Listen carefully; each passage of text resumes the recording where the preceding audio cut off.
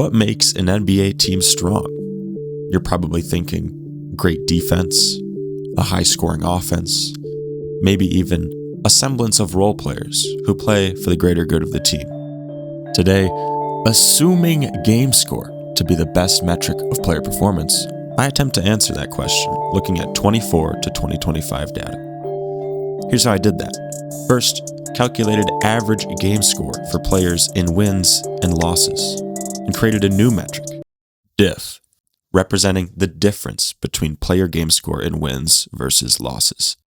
I made sure to filter out players to include only those averaging at least 25 minutes per game, and I clumped player-level diff values to the team level by averaging across all players on the team.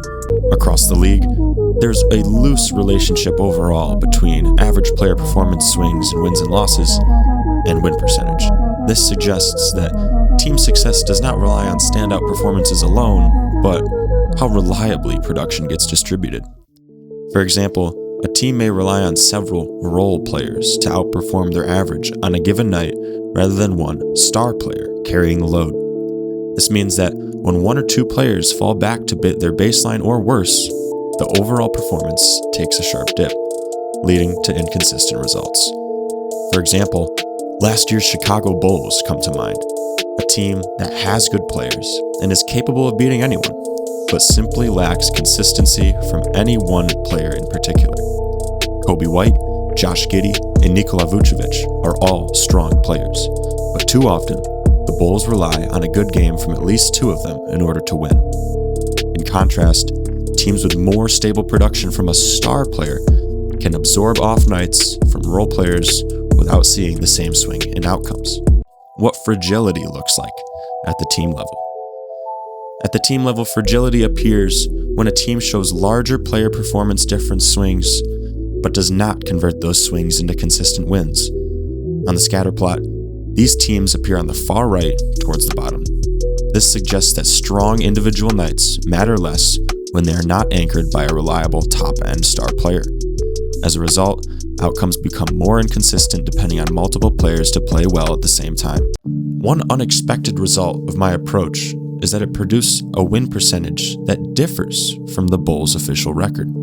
Chicago's record, 39-43, should have a win percentage of around 48, but the player-level analysis computes a win rate closer to 40%. That gap is meaningful. Rather than counting games equally, the analysis reflects what a typical night looks like for the roster as a whole. This discrepancy suggests that Chicago's actual record outperformed what their player-level performance consistently supported. Rather than functioning as a prediction, that results highlight a baseline produced by player performance, emphasizing the idea of fragility. When wins depend on several players exceeding their baseline at the same time, success becomes harder to sustain night to night. Now, let's compare Chicago to stable contenders. Highlighted above, there are 4 teams, 4 different types as well. The Washington Wizards, a struggling, fragile team. The Chicago Bulls, a middle-of-the-pack, yet fragile team. The Minnesota Timberwolves, a good, steady team. And the Oklahoma City Thunder, an elite, strong contender. When comparing Chicago to a stable contender like the Thunder, it becomes clear why consistency matters. The Thunder rely on steady production from the MVP of the league, Shai Gilgeous-Alexander. Shai, in wins or losses, boasts an average game score above 20. 10 is around average, meaning that if another player has an off night, Shai can keep the ship afloat. Chicago, on the other hand, does not have that margin for error. Wins depend on several players exceeding their baseline at the same time. When one or two fall back to average or below average, results swing quickly, leading to inconsistency over the course of an 82-game season. What this suggests for the Bulls moving forward. The Bulls find themselves in a position where they need to acquire a star player, someone who can sustain the blow of off nights from role players. These stats are from last season, and Chicago is off to a better start this year, with acquisitions like Josh Giddey, Tre Jones, Kevin Huerter, Isaac Okoro, and Zach Collins. The key missing piece, however, remains. They they need a star.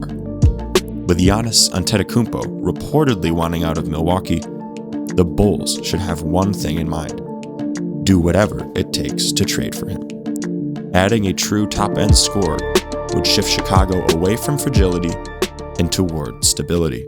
This analysis suggests that winning depends less on peak performances and more on how reliably production is sustained. Teams without a consistent top-end scorer have wider swings in outcomes. Fragility helps explain why those swings persist over a full season.